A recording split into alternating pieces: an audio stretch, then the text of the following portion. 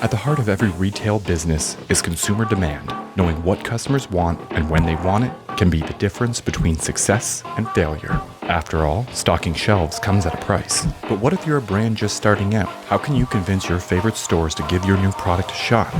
The answer? Selling on consignment.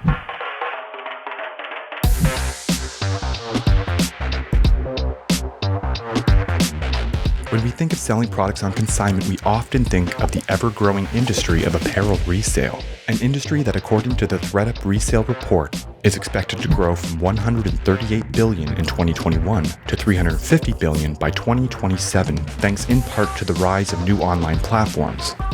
But the truth is, selling on consignment is actually a great way for up-and-coming small businesses to test their product's performance in a new market. So, how does selling on consignment work? Well, normally, retailers would find either a wholesaler or a distributor and purchase goods in large quantities for a deep discount.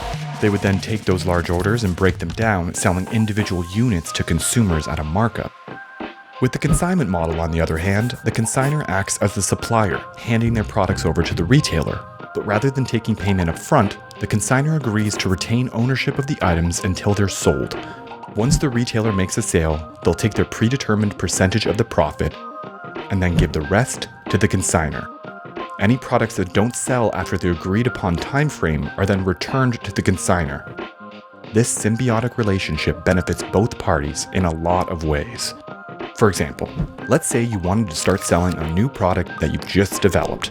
Over the last year, you've spent $20,000 on research and development, $5,000 on prototyping, $2,000 on testing, $15,000 on production tooling, and $30,000 for your final production. The good news is that you now have products that are ready to be sold to customers. The bad news is that you just spent $72,000.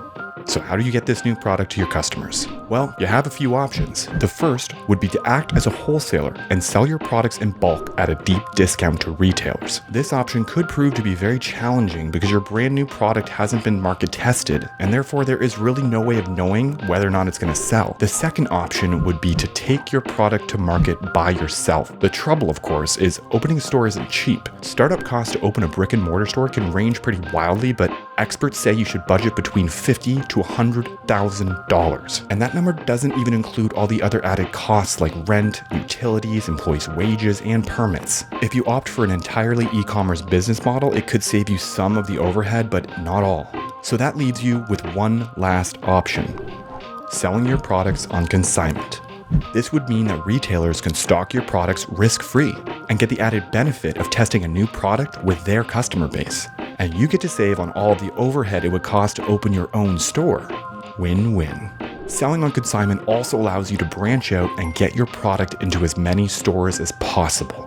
It's really all about testing the market, and consignment inventory gives you an opportunity to do that at a much lower cost.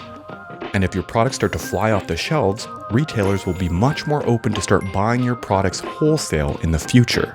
You can look at selling on consignment as a stepping stone to selling wholesale. The only problem with selling on consignment is keeping track of all of your products, the retailers you're working with, sales numbers, and so on. This is why using consignment inventory management software like Inflow comes in handy. It supports multiple store locations, so you'll easily be able to track which of your products are where. You can do all of your sales and purchase tracking, and it even has a built-in barcoding system, which makes shipping and receiving a breeze. Ultimately, consignment inventory can be riskier for the consignor than the consignee, but for some small businesses, especially newer brands, the good outweighs the bad.